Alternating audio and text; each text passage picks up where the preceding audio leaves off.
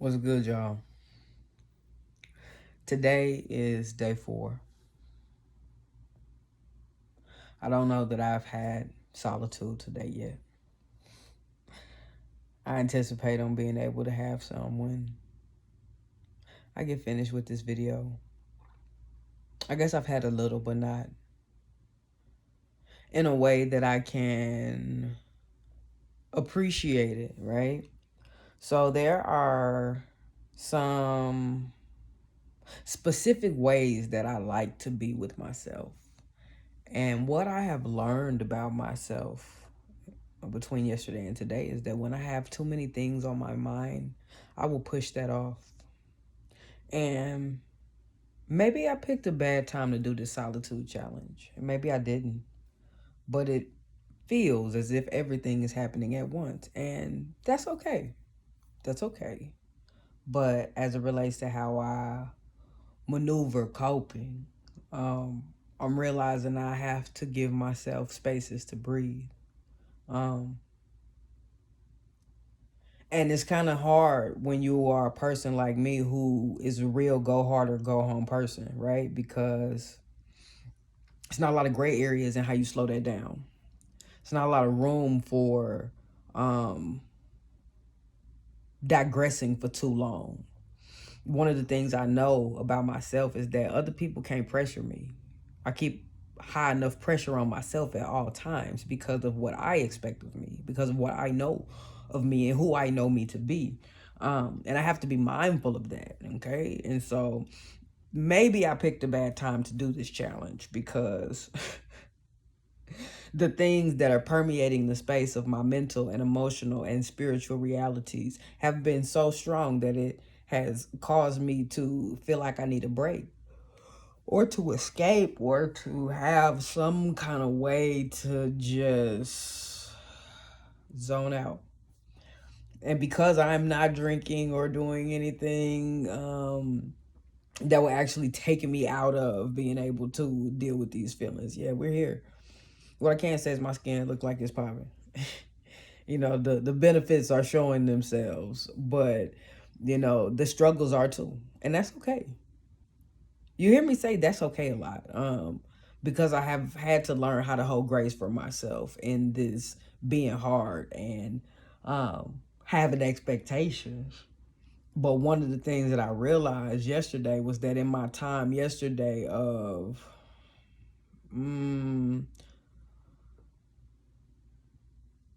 yesterday was learning how to direct energy specifically to where I wanted to go, you know, like making a list of where it should and shouldn't go, like that, like the direction that comes with that. But today it felt more like how do you create space to go in that direction, right? Like you can assert your power, you can direct your power, or you can assert your energy and direct your energy. I think energy and power can be they can be interchangeable depending on how we're using our energy. That's a whole nother conversation. But depending on how we are asserting our energy or power, depending on how we directing our energy or our power, depends on what we need to release for it. And I think the release is what I have been avoiding because I have problems letting things go. And I know I'm not the only one. But I also have been able to delineate today that I have problems letting go of things that I love. I don't just have problems letting go of anything. When I love something to somebody, I keep it forever. I don't know if that's like hoarderish. I need to be mindful of that because like I do have that like in my bloodline, not too far down the line. People who just don't like to throw stuff away. So that's in me. I'm a little nuanced. I like to keep what I love. And I have had this history of not always making good choices around how to give my love and how to give my loyalty and what that looks like. And when you are an accountable person who starts going into self-assessment around the impetus of your poor decisions, around the things that have been the culprit of you moving and being this way. It's just like, I used to be a pastor. I used to tell the people can't say amen, gotta say ouch. Shit. Don't mean it ain't valid. Don't mean it ain't useful. Don't mean it doesn't have space or a place for you to apply in your life. But man, it doesn't necessarily mean that it feel good to you. And that's okay too. Everything ain't gotta freaking feel good all the time. But I do think there's this important nuance to make between knowing that you don't have to feel good all the time, but you do have to maintain a vibration, you know?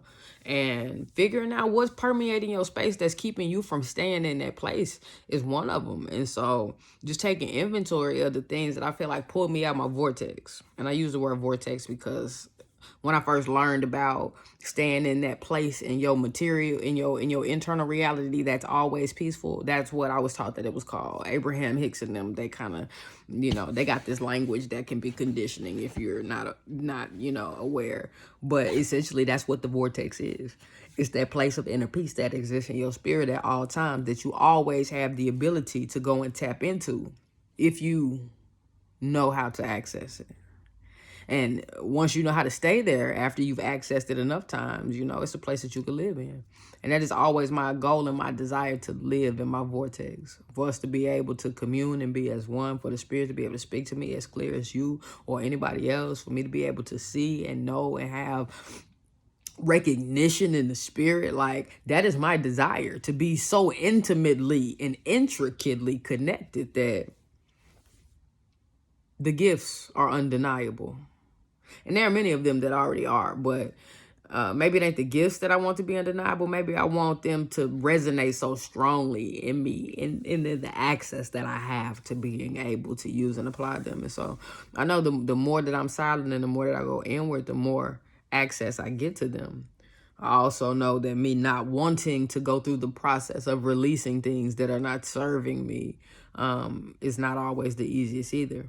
And then there's also this part of me that I realized today that goes back and forth with the narcissistic nature of only serving what serves you, right? Because when you start doing other forms of service that don't serve you, then what do we call that? I think we could consider it a lot of things. I think more than anything, the acknowledgement of how that energy leaves us feeling depleted and used is more prevalent than anything. And then there's also this thing of where you find relationships that are reciprocal in nature, but they're not equivalently reciprocal in nature, right? So you can give to somebody, let's say you give at the level of, $1,000 gift. And when they give back, it's to like the level of a $300 gift or $500 gift. It don't mean that they're not giving at a genuinely real level for them. It just may mean that it may not genuinely be commensurate. And so just figuring out how to navigate that and how to think about that. Because I feel like I'm being called to purge more than I'm ready for. And not even just ready for, but desiring of, Like, y'all know what it's like when your mama like, hey, man, you don't need this shit in here no more. Throw that shit away. And you're like, wait, but I love that. You can't wear that shit no more, though. You can't do nothing but look at it. Why do you want to keep it? Because I love it. Like, is that not enough for me to love it and for me to want to maintain connection and connectivity with it? And that feels like the hardest part of day 4, right? Because this is my day that I'm supposed to release, and I haven't released a whole ass thing. Nothing. I have written down the process of what all I have been through labor-wise in my mind and in my spirit and in my body. But I have not actually finished the process. Not actually written anything out. I've not actually verbally affirmed anything. I've not taken steps to sever ties. And I know I need to do that in several ways with several entities and people. Okay, I need to do a Facebook purge. Okay, I done had that hoe since 2005. I ain't never went through and deleted people off of there. It is time.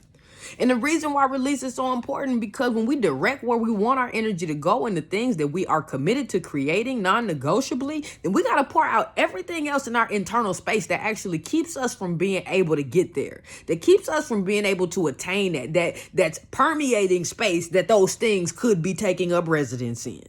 Okay? And I know this. And the crazy thing is that I went through, and the question of the day was, what are the things in your inner space that need cleansing or releasing so that you can be fueled in the direction you seek to go? Right? Name them one by one so you can address them one by one. And one by one, what all are you carrying? Where does it hurt? And of what hurts, what are you willing to drop right now? I ain't come up with them questions. Spirit and ancestors dropped them clear as day. Now, somebody else may have a process out here already where they didn't catalog that shit. Listen, that was what was asked of me, you know? And the struggle in it is, I can make you the list of the shit that need cleansing that I'm still carrying. I can even tell you where it hurt. But to say that I'm ready to drop it, some parts, yeah. And that's when I realized, man, you still got some more you got to do, because love ain't enough. Love will get you some places, but love is not enough to be a sustainer. And that's when I had to have a conversation with myself. Like, do you know the reality of how love kills? Do you know you got pain in your body right now that's a product of loving and holding on to things and people that have not served you emotionally? And you got to purge that shit to clean, you got to cleanse that shit up out your emotional space, to cleanse that shit up out your bodily space. Been looking at meditations and holistic wellness and ways to be able to reprogram the subconscious and the psyche and actually use mind thought patterns to be able to heal the body. Like, it's more than an ocean out here. It really is. And I be looking like Joe Dispenza is my dude. Like, I like Joe. Him and Carolyn Mice, they do not freaking play.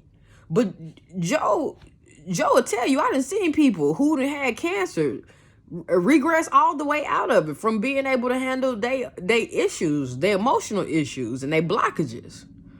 And the crazy thing is, I know it's true too. It's already been revealed to me. And not only has it been revealed that it's possible, but that it's going to happen. I don't believe nothing else. I refuse to. Believing anything else is like giving option to my dreams not to come true. It's fucking impossible. Refuse. And people tell me I got that all wrong. Idea wise, I need to be open to more.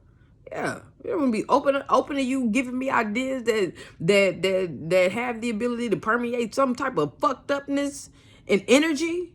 You want me to receive that? I can receive constructive criticism, but I can't receive fucked upness. I can receive accountability or the need to be responsible about things that I need to do different or better or in an elevated fashion, or that serve a different type of people, or that serve people in a different type of way. I can do all of that. You can't just bring me fucked upness for the sake of bringing me fucked upness, though. And if you do, you better at least be able to make me understand it in a way where I can say, okay, yes, that makes sense right now in this circumstance. Make it make sense for me. It's a lot of things that people do, though, and they don't make sense. And not only do they not make sense, but they have no desire to make them make sense because they have no desire to be accountable or to take responsibility for their place in the matter. What I've realized in the midst of this is that I always seek to be 100% responsible and accountable for my part in anything. I talked the other day about being able to look in the mirror and being naked and unashamed to see yourself as you are and all of your beauty and all of your fucked upness, and not try to cover that shit up or pontificate or placate that shit, but to look at it in its totality and to say, damn, that's me. That's me. I am beautiful now, but I got this thing here. You can get the belly down a little bit. You can shape your legs, shape it. You know what I'm saying? Figuring out how I refine myself. How do I design and refine myself for myself and for what I've been called here to do? And I can't do it steady holding on to shit just because I love it, you know? And that's hard because love is patient. Love is kind. Love ain't envious or boastful or rude. It don't seek its own way. It doesn't do a lot of things, right? And then it looks like, what does that look like moving forward in relationship? Maybe that looks like that I love you, but I can't engage with you in ways that that deplete the energy. Or I can't engage with you in ways that don't elevate, or they don't expand us, or they don't produce the things that I'm committed to. It don't mean that the love go away, but it does mean maybe that the interaction has to change. And what does that interaction look like, right? Because the other thing I'm realizing is that I've always tried to align myself with people who have a will and a desire to grow. That has always been enough for me. The will and the desire has been enough. And I'm struggling with what I feel like my spirit is telling me in this season is that is not enough. It's not enough. Because in my mind, if they got the will and the desire, that's going to inform the action.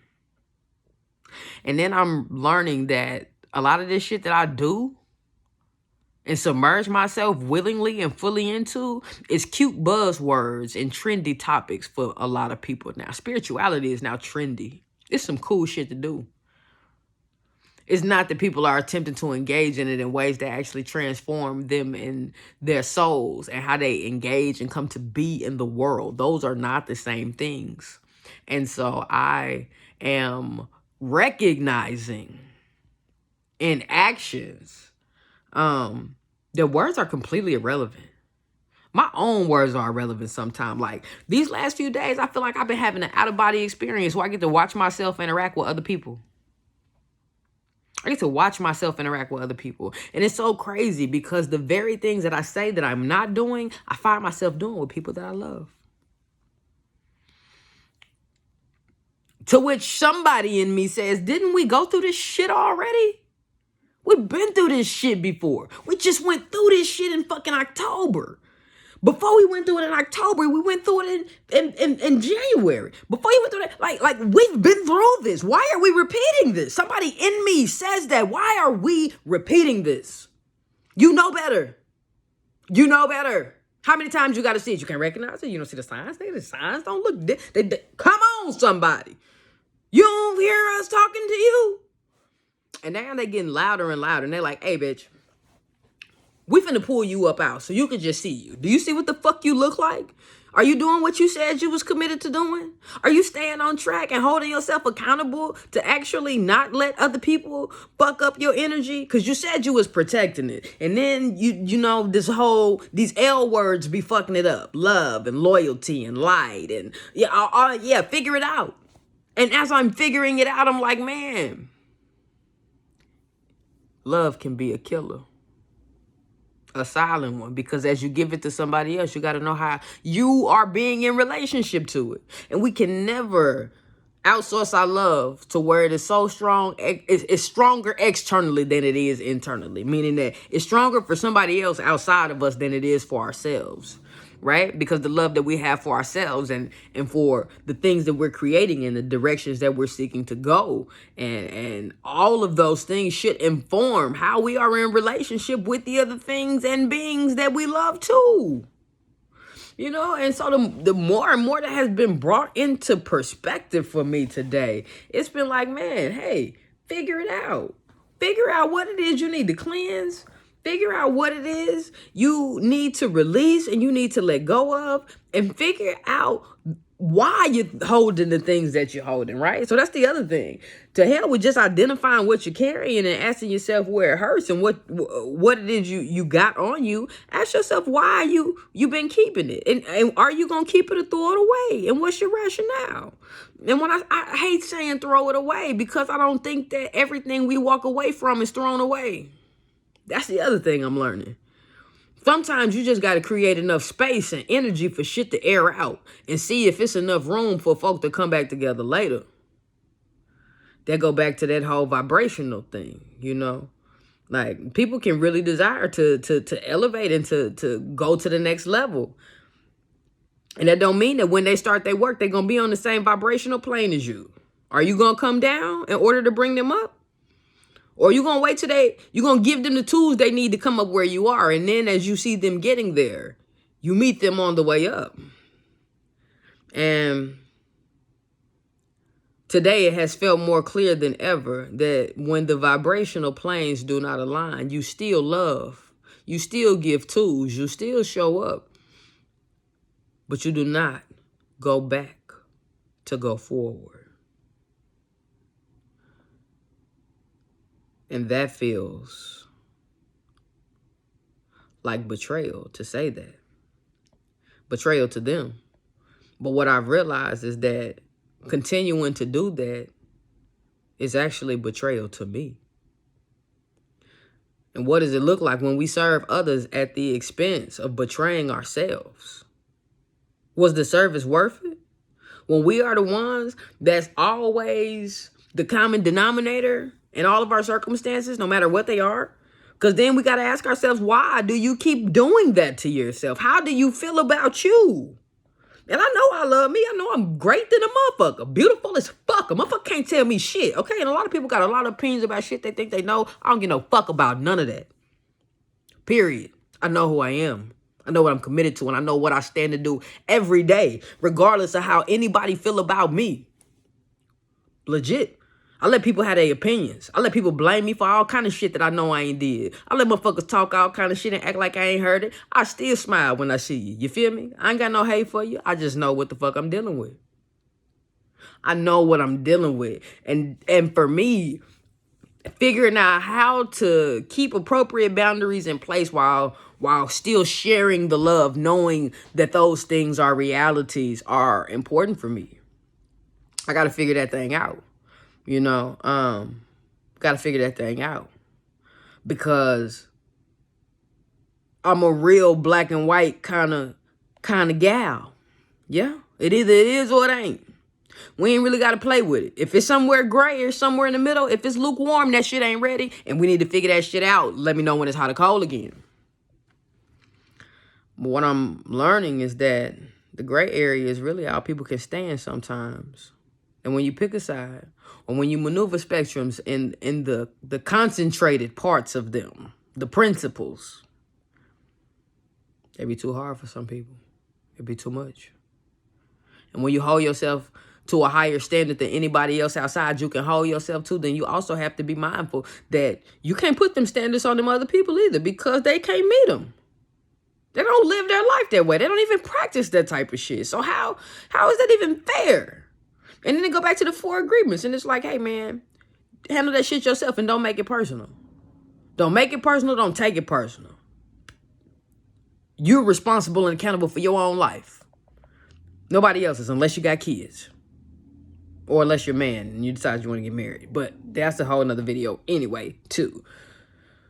All I'm saying that I learned is that it's easy for me to throw shit away when I ain't got no attachment to it. But it's hard as fuck when I love it. I'm loyal to a fault. And I got to figure out how to have balance and boundaries around that so that I can do the best job giving love and being loyal to myself. So that I don't betray myself in the name of showing up for other people. So that I don't carry things that hurt me and that don't serve me. So that I can be in alignment, because I deserve to be in alignment with the things that are a vibrational match to where I am. I deserve to also be able to surround myself with the desires of where it is I'm going, even though I may not have made it there yet, right? In order to change the vibrational currency of where I'm at to where I'm going. So I can't just keep people that are an energetic match for today. I need to find people who are an energetic match for tomorrow. And as I find those matches for tomorrow, they show me how to elevate where I am today. They show me the new ways to be, the new parts of their attitude that I haven't picked up yet, the new parts of how to see things and see people, the new ways of how to self-govern and self-discipline. All these things we learn in observation. I talk to people all the time about research. I don't mind doing research. It comes in a plethora of ways, but there are a lot of ways to collect that data. Experiential research is one of them. I love it. I'm going to just sit back and observe you.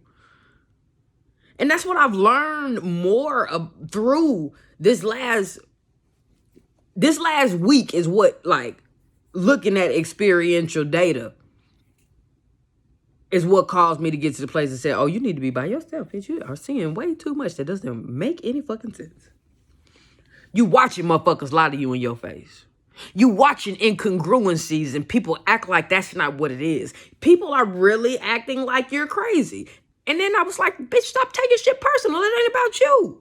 It's not about you. It ain't about somebody trying to make you crazy. Somebody might have their own cognitive dissonance that they can't name or identify or move appropriately within. That don't got nothing to do with you just because it's happening in relationship to y'all conversations or y'all's experiences and shit y'all got going on. Figure that shit out. Separate it. See yourself and as you are. Because just because that don't have nothing to do with you, the moment that you respond emotionally as if it does and you take ownership for that shit, you're now in the midst of the emotional problem. Like you made yourself a part of it and it wasn't even yours. And that I do that a lot. And the care and the passion and the love that I have for people, a lot of times I will respond in emotional ways without taking the time to appropriately process where my place is in that shit and divesting and then moving forward. You feel me? I got to do a better job of that. I have to, in order to maintain better and more appropriate boundaries. The work that I do requires me to be vulnerable with people, requires me to be open with people, and requires me to take in energy sometimes that I would prefer not to have. So then I got to make sure I'm in a good place for when I'm actually receiving other energies that I do want to receive. And be accountable for that. And whether or not I'm creating and producing what it is I want, right? So the day 4 of releasing, oh, baby, that shit real. Because that what am I willing to drop right now? Might mean I got to drop communication with a motherfucker. Might mean I had to drop spending time somewhere. Might mean I have to drop, some other regular something that actually had been edifying in some way because the balance of the harm and the benefit don't weigh out. Like, legit. But in order for you to have a full and an overflowing cup that's full of the things that you desire in your life, that are aligned with where you are going, you got to pour the rest of that shit out. Period. You got to pour the rest of that shit out so that you create the space that's necessary for something else to permeate your reality. And boy, I know that I still got to do this. But tomorrow we can talk about how I felt and what's next. Because I really am taking this day by day, moment by moment, and I'm just talking to you about what's real for me, and so I am grateful more than anything else because revelation exposes. I am grateful for the internal guidance system that I have that is keeping me on the right path. I am grateful for the ancestors and the way they keep their hands on me and protect me and make sure that I got what I need and tell me that I can come and ask anything at any time and remind me through multiple people in multiple places. I am grateful for all the people who have showed up for me and who have loved me up until this point in my life. I know my mama's prayers did sustain me. You feel me? I understand that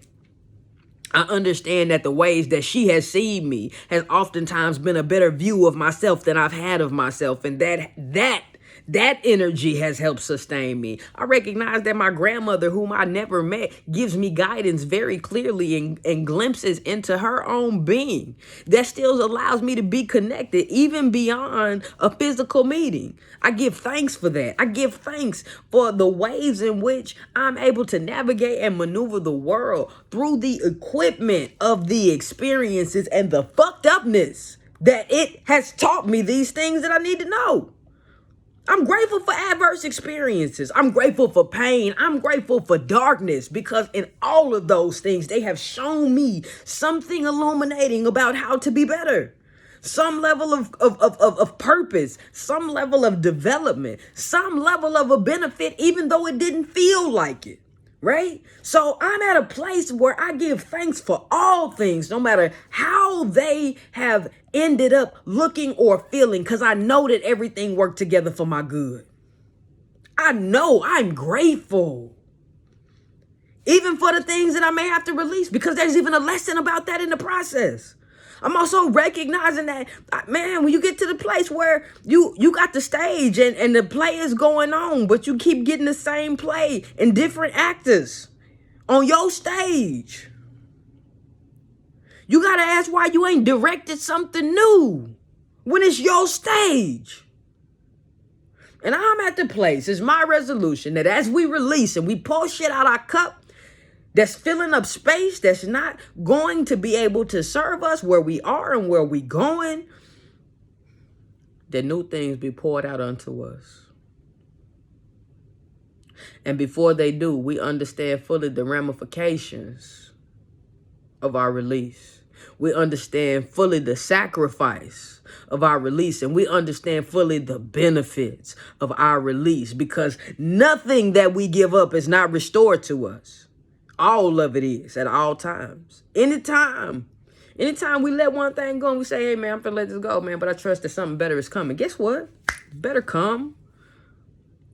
And sometimes better don't come in the form of something new. Sometimes better come in the form of an upgrade of what you had. We always be saying upgrades of something new too. Sometimes, like an old house, motherfucker might come in and gut that bitch and renovate it. And by the time you walk in it again, it looks something brand new like you ain't never seen before. All those things are possible. We get what it is we believe in and what we focus on, you know? And so I am just committed to always being able to create more space, more life, more love, more growth, more development, more unity, more prosperity, more abundance, more wellness, more wholeness, more of all the good things that I desire in my heart. Because not only am I worthy of it, but they was promised to me. Ask and it shall be given. Seeking you will find. Knocking the door will be open to you. I believe that it happened for me. So now for the things that are to come. I think I'm ready. I done talked myself up now to a place that I am I'm ready to go finish doing the rest of my releasing work. The other thing that's come out of this, y'all, is I've been writing, I've been journaling every night, and we got Secret Pack of Passages as part 1, but man, I don't know what else is coming out of here, because all my questions and I think we may have a workbook. Where it chronicles and codifies everything that I'm doing with myself. That way, when you make the decision that you're going to take 21 days of solitude, you at least know what you can be doing with that time and how it can be serving you and the benefits of that. So I ain't going to stay here too long. I told y'all these videos get longer and longer every day, but I want you to know that I love you. I love you. I love me. I love the potential that we live in, that we always are able to create what it is we desire to see in the world. And I just hope that you feel empowered by sharing in this process with me. Thank you. Make sure that you are subscribed to my page. That way you know when I put the new ones up, because I'm putting them up every day. So subscribe. Make sure that you tapped in. If you're not following on social media, those are also listed. I love y'all. I thank you for being here. And we're going to get this together. None of us got to have all the answers. But, man, if we can just do our part and share what we done, it'll help somebody. And that's my prayer, that as I do this, it helps somebody. So I love y'all. Have a wonderful evening. And I will see you tomorrow on day